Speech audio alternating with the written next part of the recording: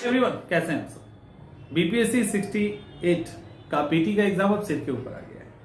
उसके ऊपर अब ये सिर के ऊपर एग्जाम है। एक तो वैसे ही घबराहट है, ये ऑप्शन हटा नहीं है, निगेटिव मार्किंग है, पता नहीं पेपर कैसा आएगा। उस पर से अतुल सर का ट्वीट ये और परेशान कर रहे हैं। मेरे स्टूडेंट ने एक मैसेज आज एक व्हाट्सअप किया, पहले कॉल किया घबरा के, मैं भी ट्रेन में था, वहां से मेरे पास मैसेज आया। व्हाट्सएप पे मैंने बोला कि मैसेज भेजो, तो पता चला एक ट्वीट आया हुआ है अतुल सर के द्वारा कि स्टूडेंट क्या है, मेरे पास ये मोबाइल नहीं है, जस्ट स्टूडेंट जो है किसी एक क्वेश्चन पे ज्यादा समय ना लगाए, अगर नहीं बनता है तो सारे क्वेश्चन अटेम्प्ट करने की जगह उन क्वेश्चंस पे अटेम्प्ट करे जो काफी सर्टेन हो। ठीक है, अपना सजेशन है, बट एक बात बताऊं, इस तरह की कई सारी चीजें इसके पहले भी उन्होंने ट्वीट की है। मेरे हिसाब से नहीं करना चाहिए। कारण क्या है कि निगेटिव मार्किंग में क्या होता है, स्टूडेंट्स को पता है। आप क्या कर रहे हो, आप क्वेश्चन पेपर आपको सेट करना है, आपको पूछने की जरूरत नहीं है किसी से, सिंपल सी बात है। और आप ऐसे अगर पूछते हैं तो स्टूडेंट के अंदर घबराहट होती है, वो थोड़ा सा लगता है कि पता नहीं, क्योंकि एक संस्था का जो सुप्रीम है वो ट्वीट कर रहा है। परेशानी हमारी क्या है, ये ऑप्शन हटाने की उसकी बात नहीं हो रही, ये ऑप्शन हट जाए उसकी बात नहीं कर रहे हैं। और बाकी जितना भी वो चीजें जो परेशान पैनिक क्रिएट कर सकता है, जो डिस्टर्ब कर सकता है, वो हो रहा है। एग्जामिनेशन 2 दिन के बाद है, अब एग्जामिनेशन है 2 दिन के बाद, मतलब और 2 दिन पहले अगर उस संस्था के हेड ये कहे कि आप लोग को जो क्वेश्चन ना बने वो आप ना बनाएं, तो किसी भी संस्थान के अगर हेड के द्वारा ऐसा ट्वीट आता है तो घबराना लाजमी है। अब स्टूडेंट ने मैसेज कर दिया तुरंत कि अब क्या करें, हमारी स्ट्रेटजी क्या हो। ऐसा लगता है कि एक बार भी पेपर नहीं पढ़ पाएंगे, तो ऐसी घबराहट और बेचैनी होती होगी, बट आपको परेशान नहीं होना है। आप जिस ट्रैक पे है ना, जिस धर्रे पे है, उसी पे चलिए, कुछ भी छोड़ने की जरूरत नहीं है। और पेपर कहीं नहीं जा रहा आपका, क्योंकि अगर ये इस भ्रम में है कि ये यूपीएससी स्टैंडर्ड पे लेके जाएंगे, तो पक्का यूपीएससी स्टैंडर्ड पे नहीं जाएगा, ये कहीं और चला जाएगा। अब सवाल है कि क्वेश्चन अटेम्प्ट कैसे करिए, एग्जामिनेशन हॉल की स्ट्रैटेजी क्या हो, क्योंकि बहुत सारे ट्वीट आए हैं जिसने एक माहौल क्रिएट किया है। घबराने की जरूरत नहीं है, आप जिस ट्रैक पे है ना, जिस पैटर्न को फॉलो कर रहे हैं ना, उसी के अकॉर्डिंग रहिए। अब कुछ भी सोचने की जरूरत नहीं है, सोचना है एग्जाम हॉल में आपको क्या करना है उसके बारे में। देखो, मेरा ये सजेशन रहेगा कि एग्जाम जिस तरह से भी पेपर के बारे में लगातार आ रहा है, देखो कुछ यहाँ पे आपको पेपर मुश्किल नहीं मिलने वाला है।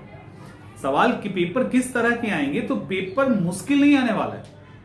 पेपर के अंदर जो क्वेश्चंस होंगे ना, वो बड़े बड़े हो सकते, मुश्किल नहीं होगा। अब सवाल है कि उस तरह के क्वेश्चंस अगर आ रहे हैं तो फिर घबराने के पहले हमें क्या करना चाहिए। घबरा जाना तो बड़ा ही आसान काम है, उसके पहले क्या करना चाहिए। अगर उस तरह के पेपर आए तो बड़े ही प्यार और आराम से उस पेपर का एक एक वर्ड पढ़ जाइए, इतना ही करना। आप उसको एक एक वर्ड पढ़ेंगे ना, आपको वर्ड पढ़ते ही आपको कहीं ना कहीं उसका आंसर आपको दिख जाए। तो जो भी बड़े और लंबे क्वेश्चंस दिखते हैं ना, वो सबसे कमजोर क्वेश्चन होते हैं। बस वहां पे आपके अपने सारे दिमाग को जो के घोड़े को दौड़ा देना है, और वहां से आप आंसर उसी क्वेश्चन में से, ऑप्शन में से आप निकाल लोगे। तो घबराने के पहले आप ये स्ट्रैटेजी अपनाइए। मेरा सजेशन ये रहेगा कि आप कम से कम 3 राउंड और अधिक से अधिक 4 राउंड में पेपर समाप्त कीजिए, यदि आपके अंदर वो स्पीड है क्वेश्चन पेपर पढ़ने की। पहला राउंड तो जरूर आप इसको कीजिए, उसके बाद जो करना है करो।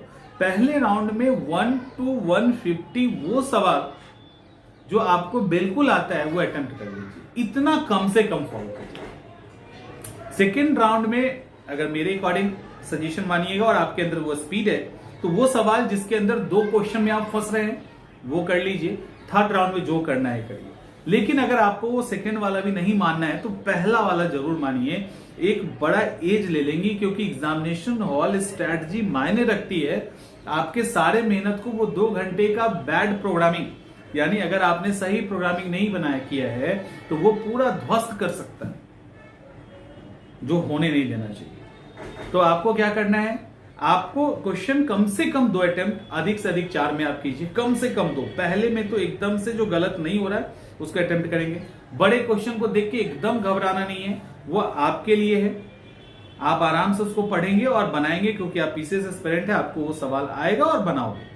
कोई भी क्वेश्चन अगर हो सकता है स्टार्टिंग के 10-10, 15-15 क्वेश्चन निकल जाए, वो पैनिक क्रिएट कर देगा, यार 15 क्वेश्चन में नहीं बन पा रहा है, क्या करें। तो अगर वो 15 क्वेश्चन में नहीं बन पा रहा है, पैनिक क्रिएट कर रहा है, तो कहना कि वो 15 क्वेश्चन सबके लिए मुश्किल है, आगे वो सवाल होंगे जिसको हम सॉल्व करें। और रहा सवाल फाइनल कि अटेम्प्ट कितना लें, तो देखो अटेम्प्ट लेना तो गट्स की बात है। जो मैंने तरीके बताए हैं इसके पहले वीडियोस में, वो तरीके में नुकसान तो नहीं हो सकता, कभी नहीं हो सकता, ठीक है। किसी का हुआ नहीं इसलिए आपका भी नहीं होगा।